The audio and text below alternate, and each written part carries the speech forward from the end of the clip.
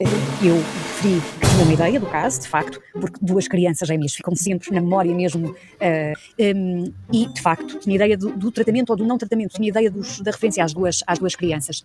Mas como é que soube do caso, quando era ministra? Não soube quando era ministra. Eu referi que tinha uma ideia do caso, de facto, porque duas crianças gêmeas ficam sempre na memória mesmo, e de facto tinha ideia do tratamento ou do não tratamento, tinha ideia da referência às duas. Teve ou não teve intervenção neste caso do tratamento a estas duas gêmeas luso-brasileiras? Não. Agora apurei junto do chefe da Casa Civil o que é que aconteceu. Mas que eu nem sabia que tinha acontecido.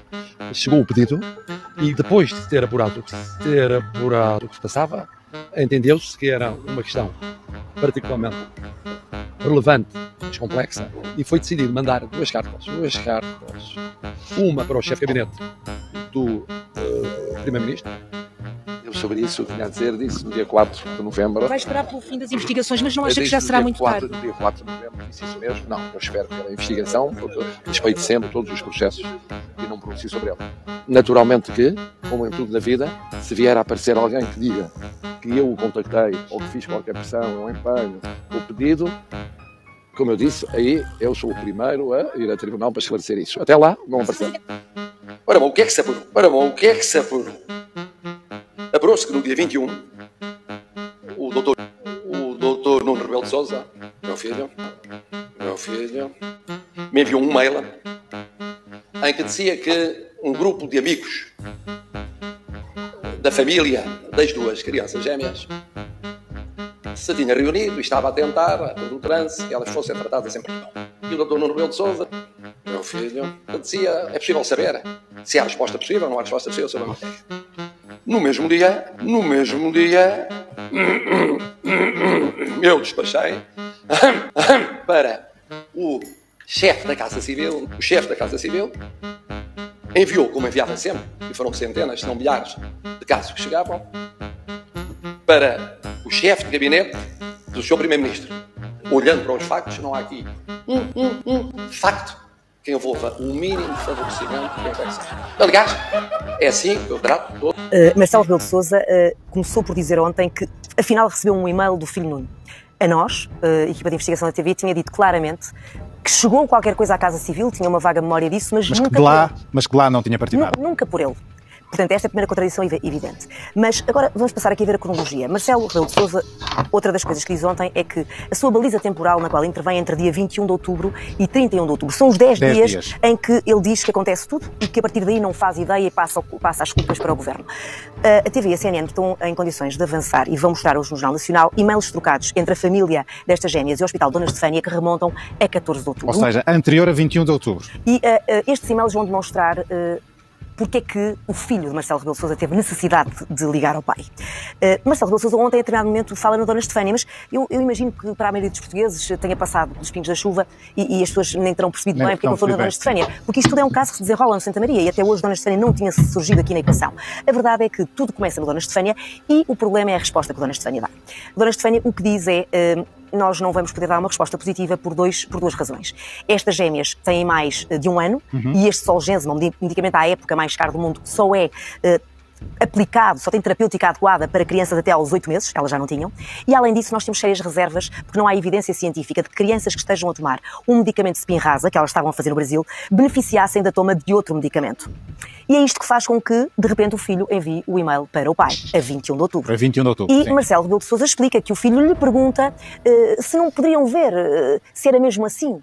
Nós não sabemos o que é que diz esse e-mail do filho, porque Marcelo limitou-se a ler, imagino eu, um excerto muito curto e também, imagino eu, como qualquer português, que não seja apenas uma conversa de e-mail. Eu acho que os filhos não falam apenas por e-mail com Marcelo Rebelo de Sousa. Mas depois dá-se aqui uma questão sensível. É que Marcelo diz, no próprio dia fiz um despacho para a Casa Civil, perguntando se a doutora Maria João Ruela, à época assessora dos Assuntos Sociais, não poderia saber indagar junto do Santa Maria se era mesmo assim. E duas questões que o Presidente levanta, muito graves a meu ver, e que não tem outra justificação que não seja o ter beneficiado estas gêmeas. Se não vejamos, ele diz este hospital responde ao filho dizendo que há mais casos, porque havia, de lusodescendentes nas mesmíssimas circunstâncias que não foram tratadas. Há pelo menos um caso do qual nós temos evidência, já falamos com esses pais, luso-canadianos, que não foram atendidos no Santa Maria. E a única diferença é que não tiveram uma chamada presidencial. Além disso, ainda assim, A Casa Civil envia um ofício para o Primeiro-Ministro e para o Secretário de Estado das Comunidades, que dizia o quê? Se estas crianças não tomarem este medicamento, morrem, porque ele é a única esperança de cura. Portanto, entre a resposta do Santa Maria e este ofício, eu não consigo ver outra coisa que não seja uma pressão. Porque não sou eu nem tu, Alexandre, que estamos a enviar nada para o Primeiro-Ministro. É Marcelo Rebelo de Sousa que está a dizer ao Primeiro-Ministro: veja lá isto. Veja lá isto. E está cá o contacto dos pais. E curiosamente estão aqui 2 relatórios médicos que dizem o contrário da carta que eu envio. Carta essa à qual a TV e a CNN tiveram acesso, nunca pela Presidência, porque a Presidência ocultou-a sempre. E nunca quis que ela soubesse.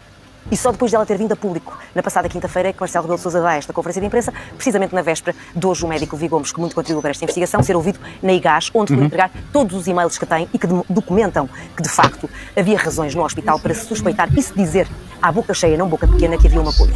28 de novembro, aí está, já são muitas datas. A 28 de novembro, os médicos de Santa Maria recebem a indicação por parte da direção clínica que era para tratar e escrevem uma carta de protesto e dizem: nós não queremos fazer isto. Não queremos porque entendemos que há aqui mais casos, o tal caso das luso-canadianas, e isto torna-se aqui uma discriminação que nós, médicos, não podemos ficar com esse ónus, porque é o nosso código deontológico que está aqui posto em causa. O que acontece? Esta carta desaparece. A quem é que ela foi entregue? Luís Pinheiro. Luís Pinheiro, na altura, diretor clínico. O que é que Luís Pinheiro responde à TV e CNN? Que não se lembra do caso. Não se lembra do caso. O que é que aparece a seguir? Um e-mail de Luís Pinheiro, que afinal trocou com os médicos e, portanto, nós vimos que ele sabia perfeitamente do caso. E o que é que ele disse aos médicos? Isto não é para falar muito alto, isto é para ficar aqui entre nós. Mortes. Segue um pedido de autorização deste mesmo medicamento de 4 milhões de euros, o mais caro do mundo, a um sábado para o Infarmed. Quando é que vem a autorização? Vamos ver. 4 de março, 3 dias depois, precisamente o mesmo dia em que Marta Temido aparece perante as televisões todas a dizer que há 2 casos de Covid-19. E a partir daqui, o país parou, como todos nos lembramos. Nós até hoje não temos os documentos do Governo. Ou seja, nós há mais de um mês que estamos a pedir ao Ministério da Saúde que nos envie os documentos que Marta Temido exibiu numa entrevista que deu na semana passada à Rádio Renascença e ao Jornal Público. Ela própria disse: eu pedi os documentos para saber o que é que afinal tinha acontecido naquela época e tenho aqui os documentos e eu já consegui perceber que, de facto, o que aconteceu foi tudo normal. A mim parece-me tudo anormal, mas à senhora ex-ministra parece tudo normal. Acontece que ela está a dizer isso na posse de documentos que nós nunca vimos. E, portanto, a bem da transparência, seria muito útil que esses documentos fossem dados de imediato, porque não vejo qualquer razão para que uma ex-ministra tenha acesso àquilo que os jornalistas têm prioridade em ter, por isso é que nós temos uma carteira profissional.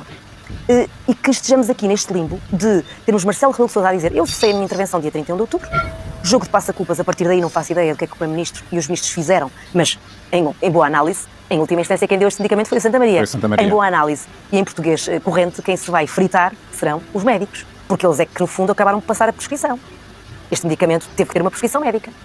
Mas, na verdade, o que está aqui é um conflito de interesses à partida, porque Marcelo Rebelo de Sousa não deveria ter recebido um e-mail do filho, não lhe deveria ter dado sequência, deu, enviou a São Bento, que o recebeu com a habitual deferência que faz com os pedidos do Presidente da República. Claro. Se entende que tem todas as condições para manter-se nas suas funções. Ora bem. Obrigada. Ai, certamente. Ai, certamente.